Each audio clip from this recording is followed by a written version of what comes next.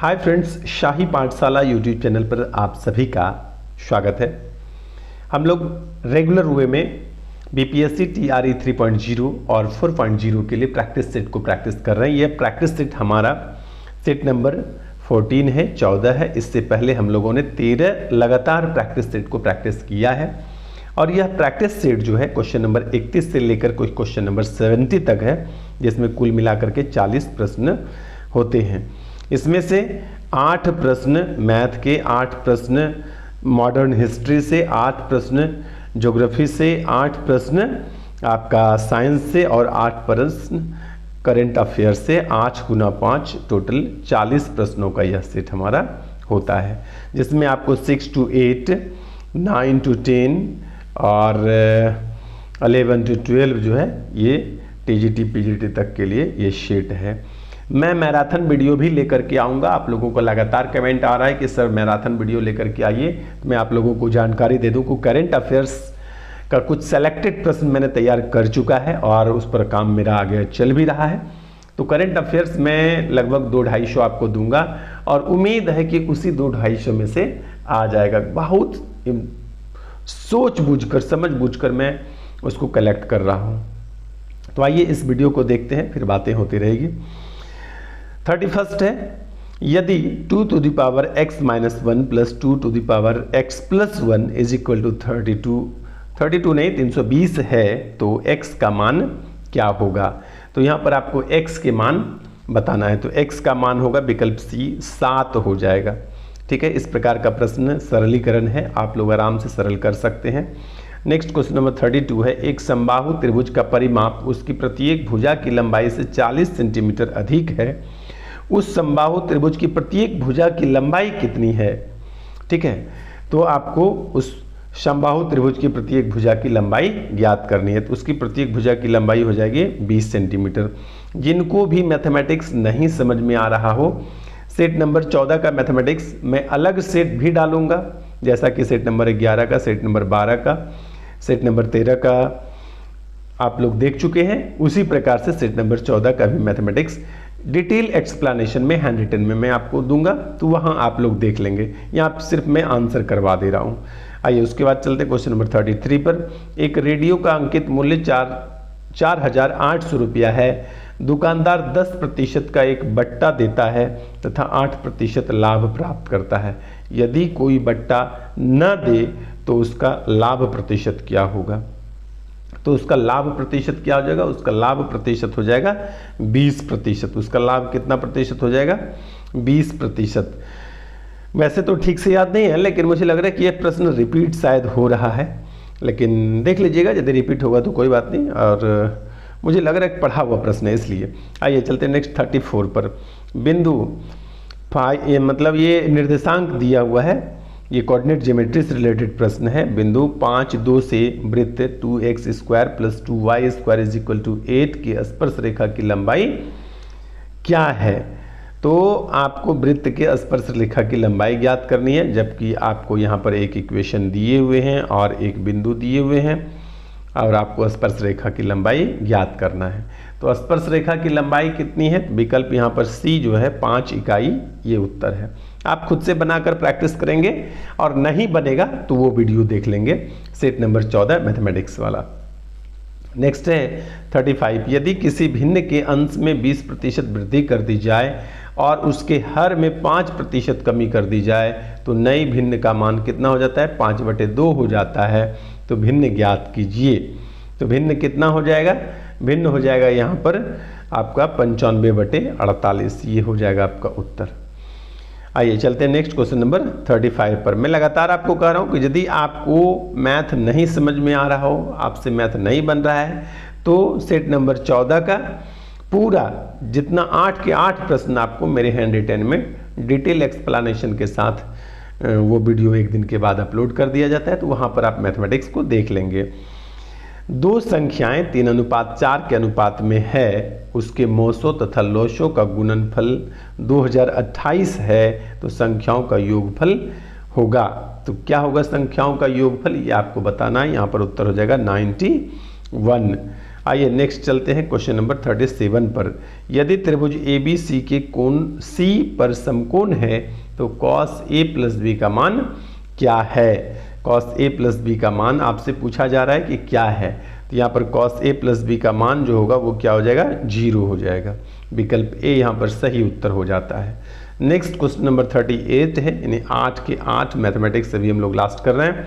वृत्त की कोई स्पर्श रेखा स्पर्श बिंदु से होकर जाने वाली त्रिज्या के साथ कितनी डिग्री का कोण बनाएगा?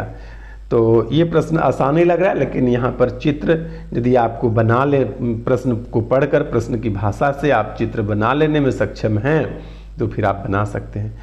क्या कहा कि वृत्त की कोई स्पर्श रेखा, एक वृत्त बनाते हैं, इसकी एक स्पर्श रेखा बना दीजिए।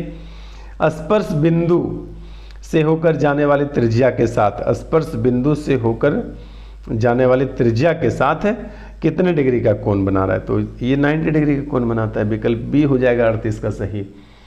बहुत आसान प्रश्न था, मैंने यही कहा, लेकिन है क्या कि प्रश्न भाषा में लिखा हुआ है और इसकी सहायता से आप चित्र बना ले तब तो। आइए चलते हैं नेक्स्ट क्वेश्चन नंबर 39 पर, और यहाँ से शुरुआत होता है जीके का। पहला है सूची 1 और सूची 2 को मिलान करने के लिए कह रहा है कि सुमेलित कीजिए। तो दादा भाई नौरोजी, और दादा भाई नौरोजी के बारे में यहाँ पर अखबार से रिलेटेड बातें लिखी हुई है कि कौन सा अखबार किसने शुरू किया है। तो दादा भाई नौरोजी ने गुफ्तार जो है, रोस्त गुफ्तार जो है ये शुरू किया था। तो 1 का 2 हो जाएगा। ईश्वर चंद्र विद्यासागर, सोम प्रकाश, जैसा कि आप लोगों को मालूम होगा कि लॉर्ड लीटन जो वर्नाक्युलर प्रेस एक्ट 1878 में लेकर के आया था, उसमें वो लाया था अमृत बाजार पत्रिका को मूल रूप से प्रतिबंधित करने के लिए। लेकिन रातों रात अमृत बाजार पत्रिका क्या हुआ था कि अंग्रेजी में छपने लगा था। तो प्रतिबंध किस पर लगा था? सोम प्रकाश पर ही। और सोम प्रकाश के संपादक कौन हुए? ईश्वरचंद्र विद्यासागर। उसके बाद है देवेंद्र नाथ टैगोर। आप लोगों को मालूम होगा कि देवेंद्र नाथ टैगोर की जो पुस्तक है वो कौन सा है? तो इंडियन मिरर। देवेंद्र नाथ टैगोर की पुस्तक का नाम क्या है?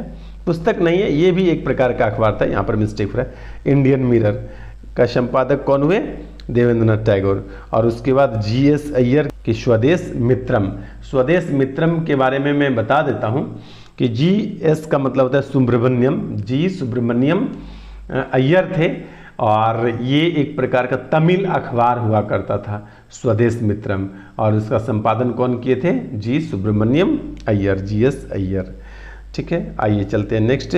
हाँ, तो इसमें क्या मिलान हो जाएगा? A का हो जाएगा आपका रोस्त गुप्तार, B का हो जाएगा 4, A का 2, B का 4 और C का 1, उसके बाद D का 3। इस तरह से देख लेते हैं कौन सा विकल्प है। A का हो गया 2, B का 4, यानी विकल्प B आपका सही जा रहा है। आइए चलते हैं नेक्स्ट क्वेश्चन नंबर 40 पर। लॉर्ड लीटन द्वारा गृहीत वर्नाकुलर प्रेस एक्ट 1878 का उद्देश्य क्या था? देखिए अभी पीछे भी इस पर मैंने थोड़ा चर्चा किया था, यहाँ भी प्रश्न आ गया। यहाँ पूछा गया है कि लॉर्ड लीटन द्वारा गृहीत वर्नाकुलर प्रेस एक्ट 1878 का उद्देश्य क्या था। ये प्रश्न आपको कंफ्यूज कर सकता है। कैसे? तो देखिए, एक लगाया गया कि अंग्रेजी अखबारों की सहायता करने के लिए। दूसरा ऑप्शन है कि भारतीय भाषाओं में प्रकाशित समाचार पत्रों को प्रतिबंधित करने के लिए। तीसरा कहा कि प्रेस की स्वतंत्रता को कम करना इसका उद्देश्य था, इसके लिए लाया गया था। और कंफ्यूज इसलिए आप होंगे कि यहाँ पर विकल्प डी भी है, कह रहा है कि उपयुक्त में से एक से अधिक भी ऑप्शन सही हो सकता है। तो यहाँ लग रहा है कि हाँ, हो सकता है कि अंग्रेजी अखबार को सहायता दे सकता है, या भारतीय प्रेस की स्वतंत्रता को भी कम कर सकता है, भारतीय भाषाओं में प्रकाशित समाचार पत्र को भी प्रतिबंधित करना इसका उद्देश्य हो सकता है। लेकिन नहीं, कन्फ्यूजन होने की जरूरत नहीं है। वर्नाकुलर प्रेस एक्ट का हिंदी मीनिंग समझिए। वर्नाकुलर प्रेस एक्ट का हिंदी मीनिंग होता है देसी भाषा प्रेस अधिनियम। ठीक है, देसी भाषा प्रेस अधिनियम अथवा भारतीय भाषा प्रेस अधिनियम भी कह सकते हैं। तो इसका उद्देश्य ही था कि वैसे अखबार, वैसे समाचार पत्र जो भारतीय भाषाओं में, स्थानीय भाषाओं में, देसी भाषाओं में प्रकाशित हो रहा है, छप रहा है, उस पर प्रतिबंध लगाना। तो यहाँ पर विकल्प बी आपके लिए सही होगा। भारतीय भाषाओं में प्रकाशित समाचार पत्रों को प्रतिबंधित करना इसका मूल उद्देश्य था।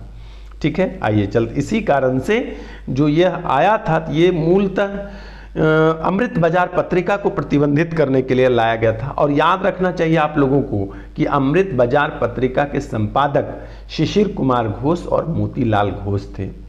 लेकिन अमृत बाजार पत्रिका रातों रात बांग्ला भाषा से अंग्रेजी भाषा में प्रकाशित हो गया, तो उस पर प्रतिबंध लग नहीं पाया क्योंकि स्थानीय भाषा में वो छपा नहीं था।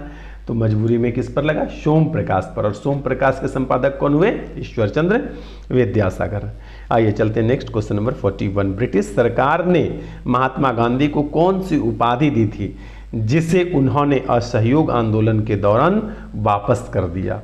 तो ब्रिटिश सरकार ने महात्मा गांधी को कौन सा उपाधि दी थी? तो महात्मा गांधी को उपाधि दी थी कैसरे हिंद का।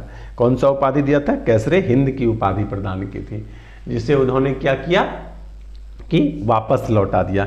एक्चुअली हुआ क्या था, दक्षिण अफ्रीका में ब्रिटिश सरकार ने जो है बोअर युद्ध, एक युद्ध हुआ तो वहाँ पर 1899 से लेकर के 1902 ईस्वी के बीच में बोअर युद्ध। तो उस बोअर युद्ध में घायल ब्रिटिश सैनिकों को चिकित्सा सेवाएं प्रदान करने वाले जो चिकित्सक थे, उस दल का संचालन गांधी जी ने किया था। इस दल के संचालन के लिए गांधी जी को कैसरे हिंद की उपाधि प्रदान की गई थी। किसका उपाधि प्रदान किया गया था? कैसरे हिंद का।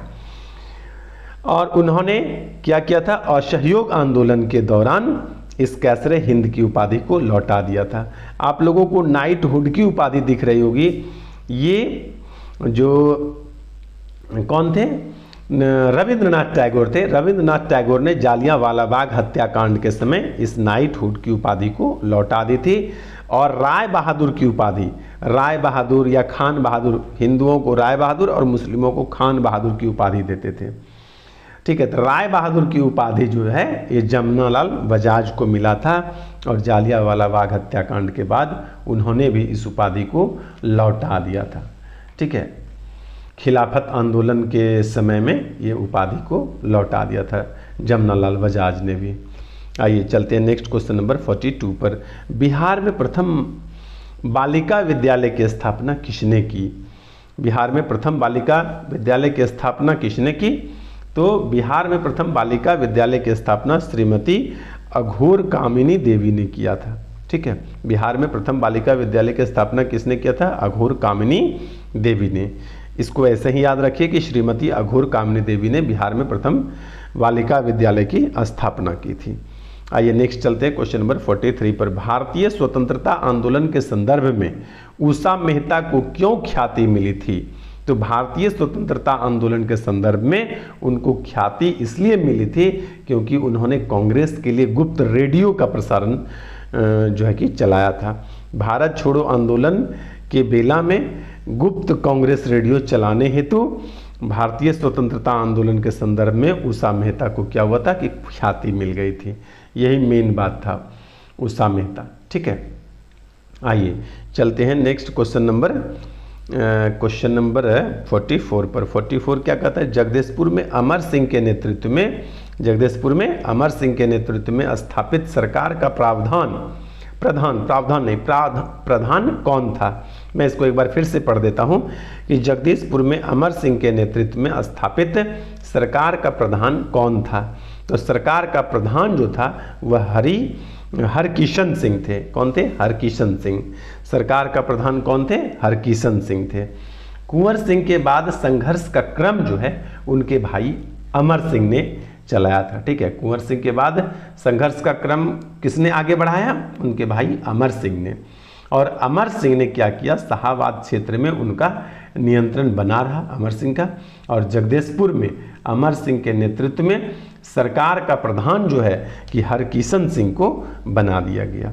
तो इस प्रकार से याद रखेंगे कि अमर सिंह के नेतृत्व में जगदीशपुर का जो सरकार का प्रधान है वह हरकिशन सिंह को बना दिया गया था। 45 नंबर का आता है व्यक्तिगत सत्याग्रह में विनोबा भावे को प्रथम सत्याग्रही चुना गया था। तो प्रथम सत्याग्रही को विनोबा भावे के रूप में चुना गया। द्वितीय और तृतीय सत्याग्रही कौन थे? ये अक्सर प्रश्न पूछ लिया जाता है। यहाँ पर मैंने प्रश्न जो बनाया है कि दूसरा सत्याग्रही कौन थे? तो दूसरे सत्याग्रही जो थे वो जवाहरलाल नेहरू थे और तीसरे सत्याग्रही ब्रह्मदत्त थे। तो याद रखिएगा प्रथम सत्याग्रही विनोबा भावे, यहाँ पर लिखा हुआ है प्रश्न में ही। द्वितीय सत्याग्रही जो है जवाहरलाल नेहरू, और तीसरे सत्याग्रही ब्रह्मदत्त थे। व्यक्तिगत सत्याग्रह की शुरुआत कब हुई थी? तो ये 17 अक्टूबर जो है 1940 में व्यक्तिगत सत्याग्रह की शुरुआत हुई थी। ये डेट भी आपको याद रखना है। व्यक्तिगत सत्याग्रह की शुरुआत जो है कब हुई थी? 17 अक्टूबर 1940 के। और प्रथम सत्याग्रही विनोबा भावे, द्वितीय सत्याग्रही जवाहरलाल नेहरू, और तृतीय सत्याग्रही ब्रह्मदत्त थे। आइए चलते हैं नेक्स्ट क्वेश्चन नंबर 46 पर। निम्नलिखित में से कौन कांग्रेस के आधिकारिक इतिहास के रचयिता थे? तो ये प्रश्न बहुत इम्पोर्टेंट है।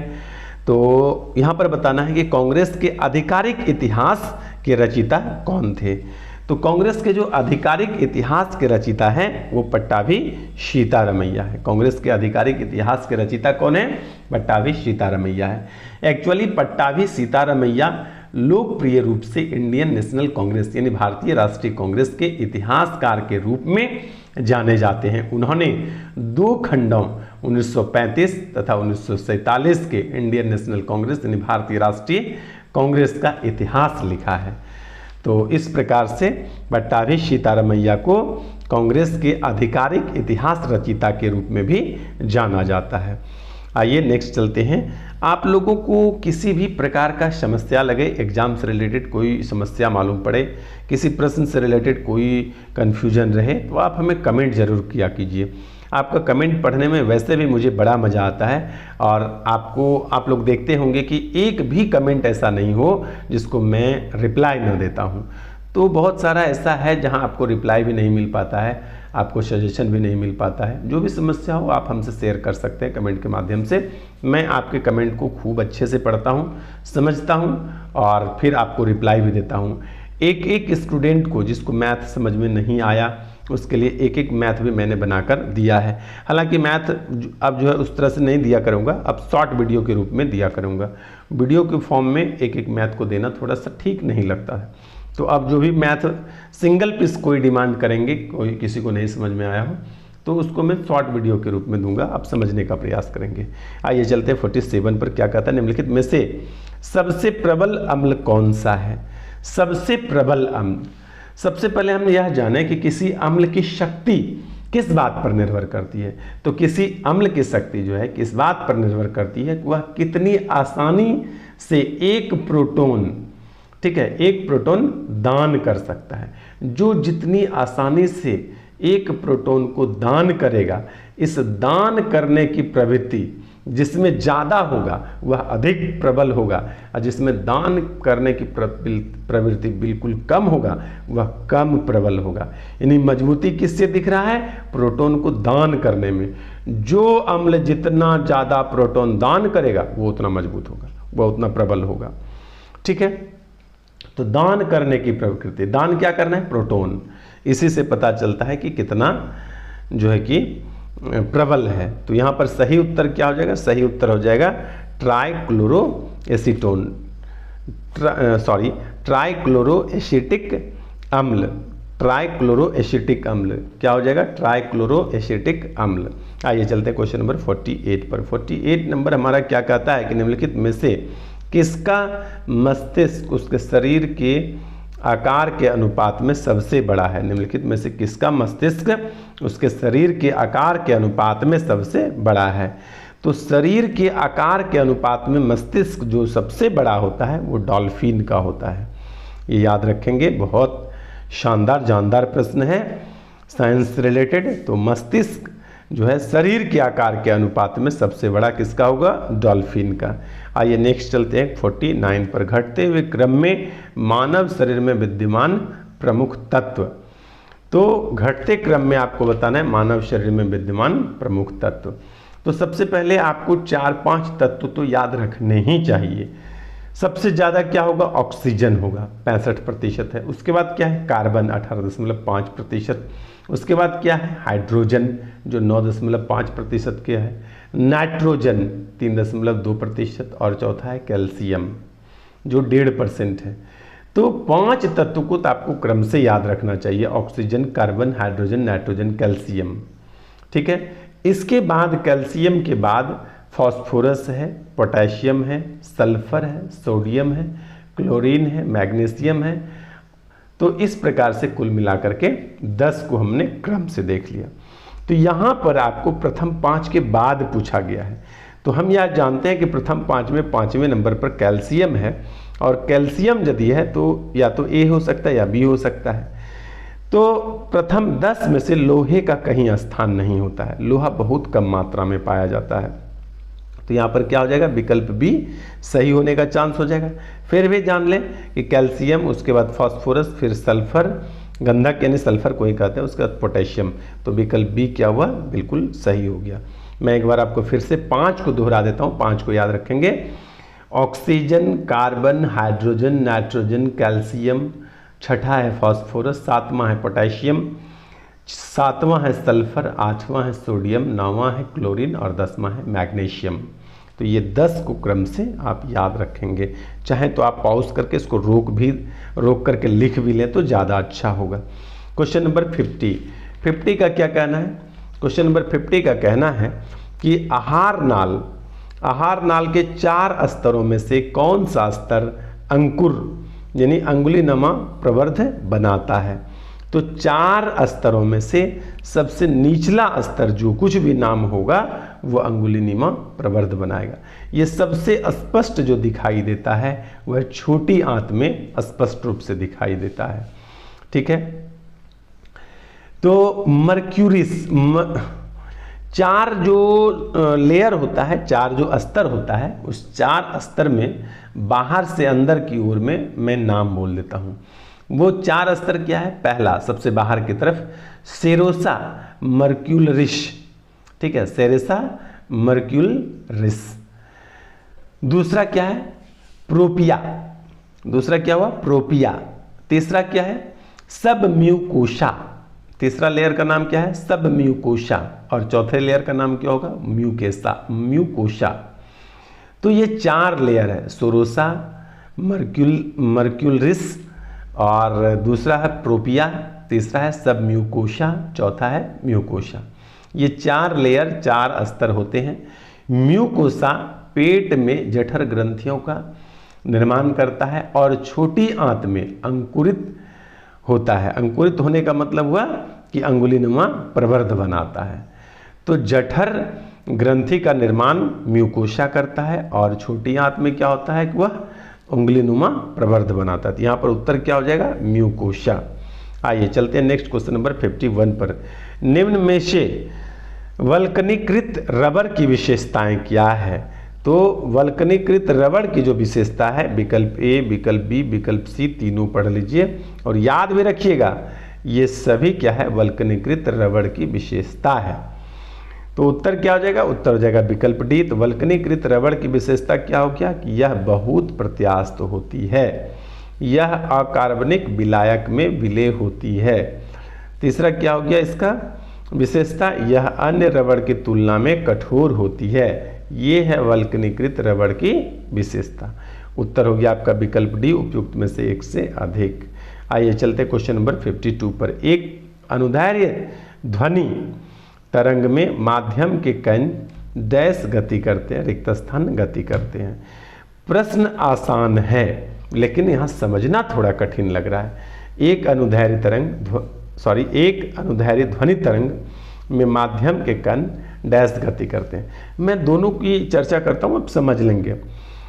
एक इस प्रकार से तरंग 2 प्रकार के होते हैं। एक का उदाहरण हम लोग इस प्रकार से दिखाते हैं, इसको बोलते हैं अनुप्रस्थ तरंग। इसमें क्या होता है कि तरंग यहाँ से यदि उत्पन्न होता है तो ये क्या हुआ कि इस तरफ, इस दिशा में जा रही है तरंग उस तरफ जा रही है।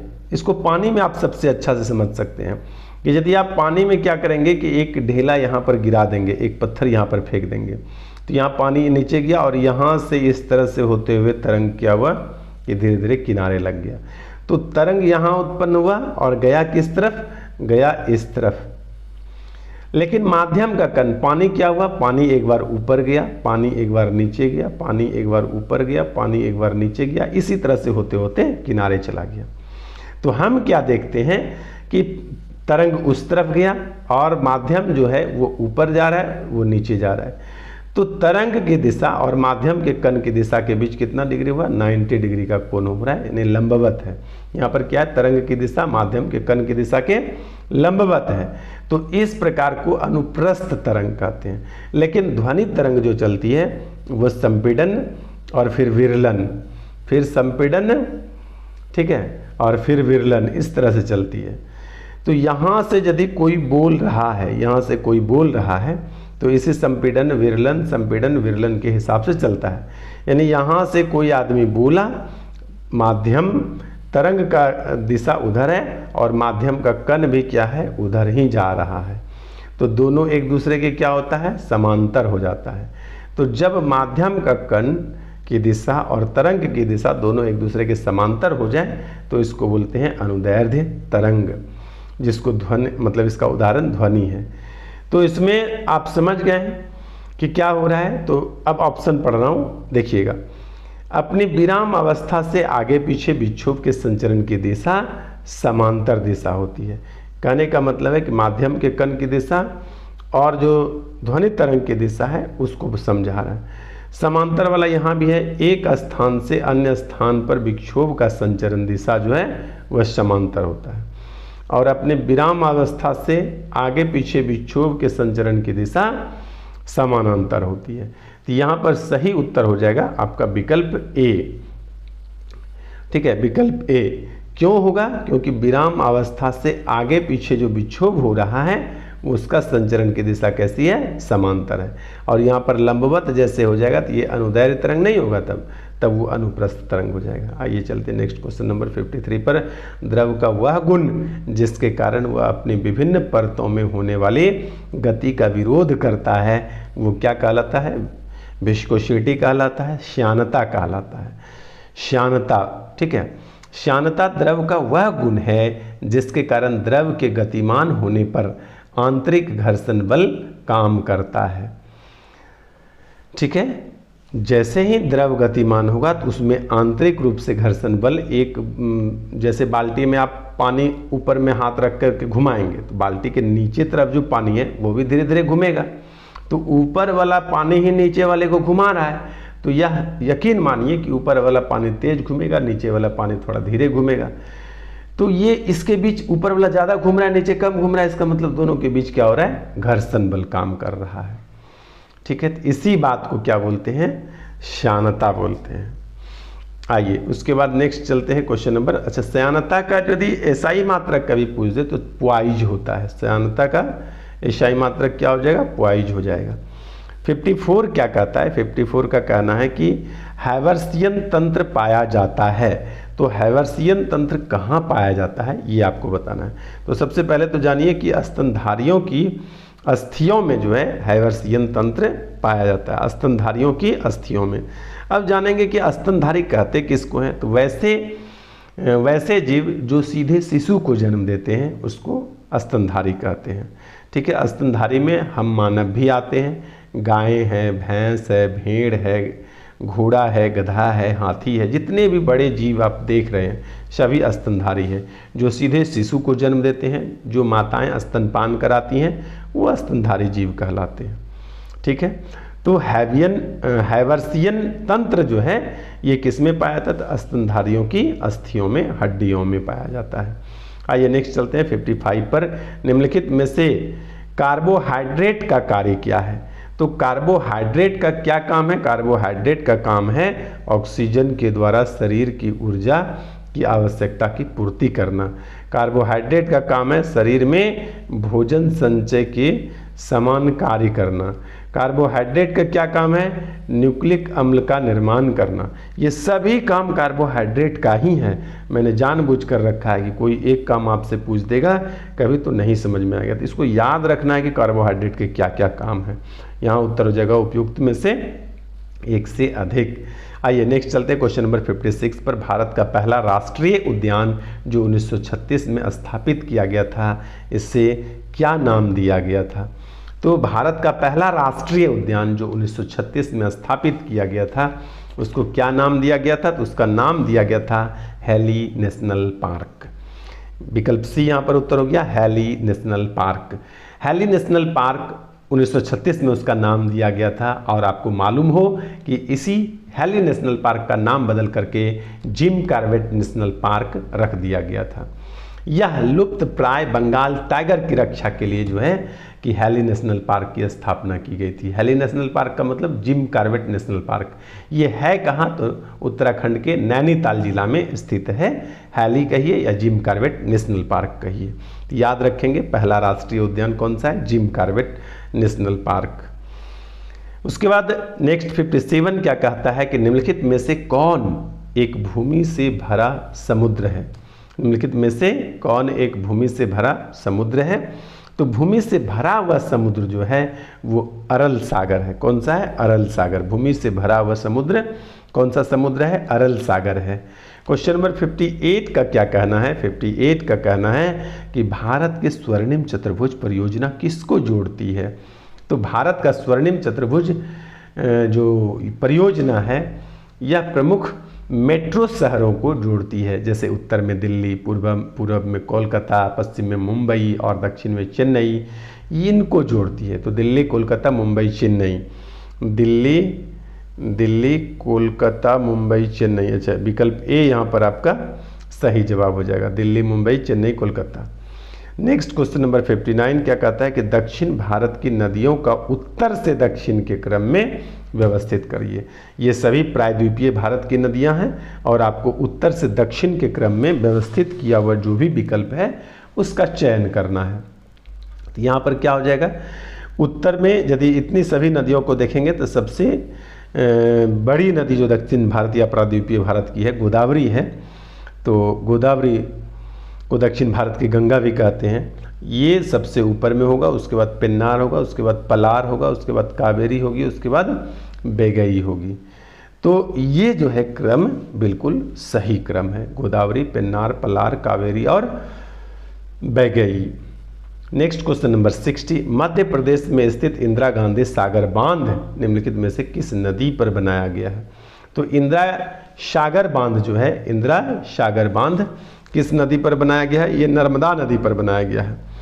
इंदिरा सागर बांध किस नदी पर बनाया गया है? नर्मदा नदी पर बनाया गया है। इंदिरा सागर बांध की जो है आधारशिला भारत के प्रधानमंत्री के द्वारा 1984 में रखी गई थी, लेकिन बांध का मुख्य निर्माण जो है वह 1992 में बनकर पूरा हुआ था। तो याद रखेंगे नर्मदा नदी पर कौन सा बांध बना हुआ है? मध्य प्रदेश में इंदिरा सागर बांध। आइए नेक्स्ट चलेंगे, विश्व में लवणता की सर्वाधिक मात्रा किस सागर या महासागर में पाई जाती है? विश्व भर में जिस भी सागर या महासागर में लवणता का प्रतिशत मात्रा सबसे अधिक होगा उसी का उत्तर लेना होगा। तो यहाँ पर बड़ी समस्या है कि उपयुक्त में से एक से अधिक है या उपयुक्त में से कोई नहीं है। तो यहाँ पर सही जवाब यही हो जाएगा, उपयुक्त में से कोई नहीं। सागर और महासागर की यदि बात करें तो उसमें से सबसे अधिक लवणता जो है वह मृत सागर की बात है। मृत सागर जो प्रति 1000 पर 240 जो है उसकी लवणता है। यदि यहाँ सागर और महासागर लिखा हुआ न होता तो सर्वाधिक लवणता जो है टर्की के वॉन झील की है, ठीक ना, लेकिन वह सागर महासागर नहीं है, वॉन झील है। तो फिर इसीलिए यहाँ पर नहीं होगा। यहाँ पर हालांकि विकल्प में है नहीं तो हो जाएगा इनमें से कोई नहीं, उपयुक्त में से कोई नहीं।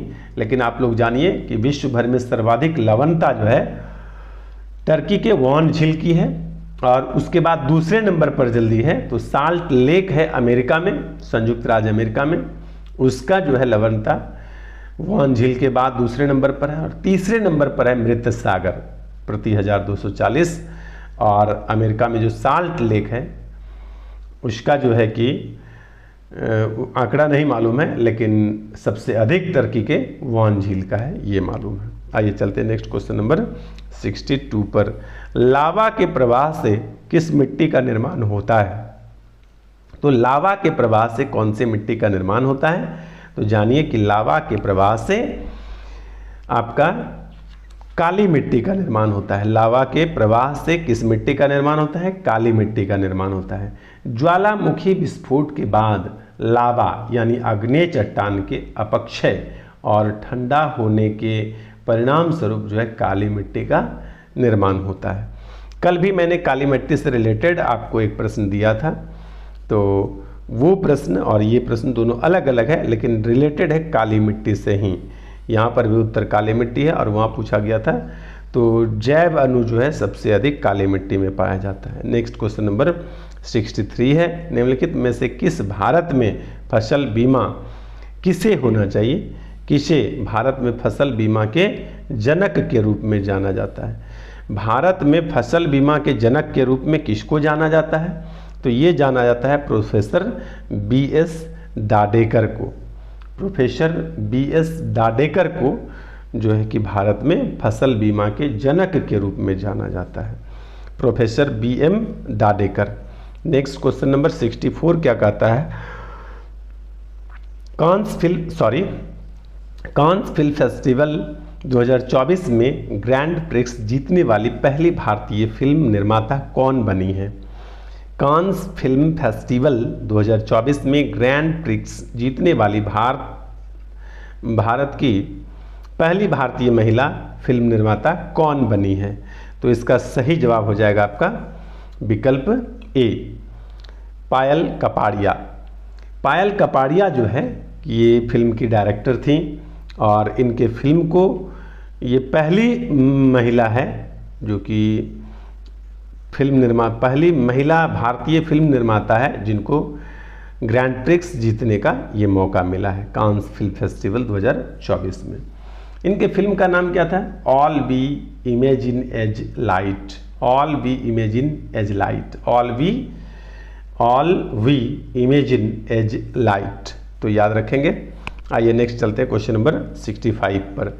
हाल ही में यूनिसेफ इंडिया ने किस बॉलीवुड अभिनेत्री को अपना राष्ट्रीय राजदूत नियुक्त किया है, तो याद रखना है करीना कपूर को जो है कि यूनिसेफ इंडिया ने अपना राष्ट्रीय राजदूत नियुक्त किया है। यूनिसेफ इंडिया ने बॉलीवुड अभिनेत्री करीना कपूर को। नेक्स्ट, हाल ही में विश्व की सबसे ऊंची खगोलीय वेधशाला का उद्घाटन कहाँ किया गया है। हाल ही में विश्व की सबसे ऊंची खगोलीय वेधशाला का उद्घाटन कहाँ पर किया गया है, तो इसका उद्घाटन किया गया है जापान में। कहाँ पर किया गया है, जापान में। विश्व की सबसे ऊंची खगोलीय वेधशाला का उद्घाटन जापान में किया गया है। 67 है, हाल ही में किस देश ने अपनी नई करेंसी जारी की है, तो जिम्बाब्वे ने अपनी नई करेंसी लॉन्च की है, जारी की है। तो याद रखेंगे किस देश ने अपनी नई करेंसी लॉन्च किया है, जिम्बाब्वे ने।